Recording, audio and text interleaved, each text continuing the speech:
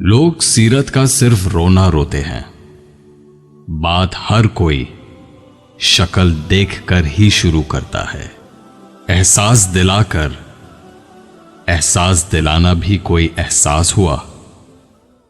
لبوں پر اس کے کبھی بد دعا نہیں ہوتی، بس ایک ماں ہے جو کبھی خفا نہیں ہوتی.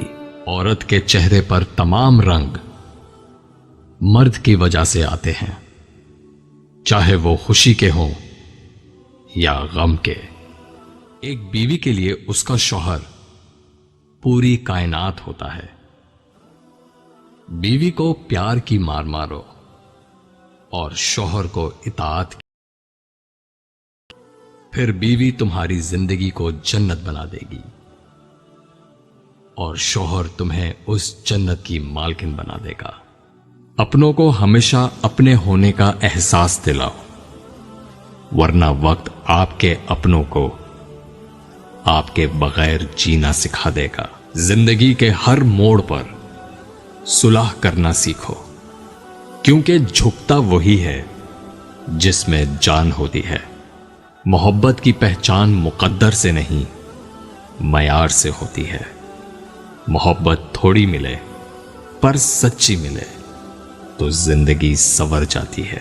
ایک اچھا شوہر بننا چاہتے ہیں تو اپنی بیوی کا خیال رکھیں، گھریلو کاموں میں اس کی مدد کریں، اس کے آرام اور راحت کا خیال رکھیں.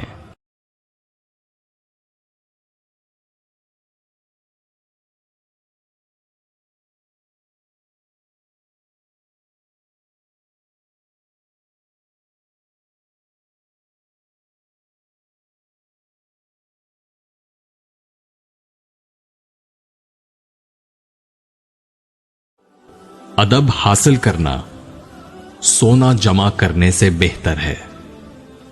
اپنے بچوں کو ادب کرنا سکھا کر انہیں فائدہ پہنچاؤ. کبھی تم دوسروں کے لیے دل سے دعا مانگ کر دیکھو، تمہیں اپنے لیے مانگنے کی ضرورت نہیں پڑے گی. عقل مند کی زبان اس کے دل کے پیچھے ہے اور بے وقوف کا دل اس کی زبان کے پیچھے ہے.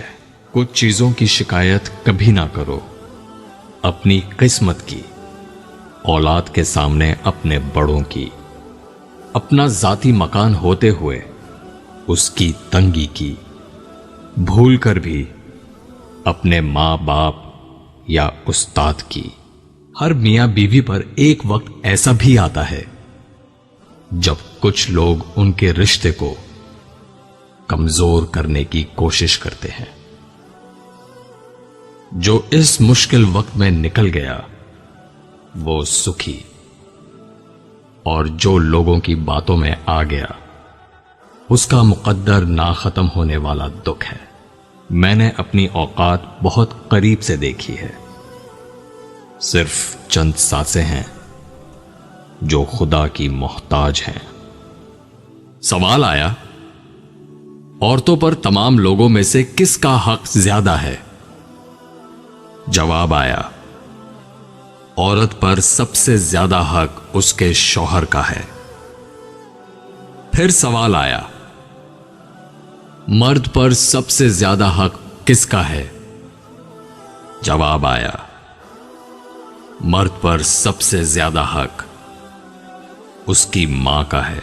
دعا مانگتے رہو، کیونکہ ممکن اور ناممکن تو ہماری سوچ ہے، خدا کے لیے تو کچھ بھی ناممکن نہیں.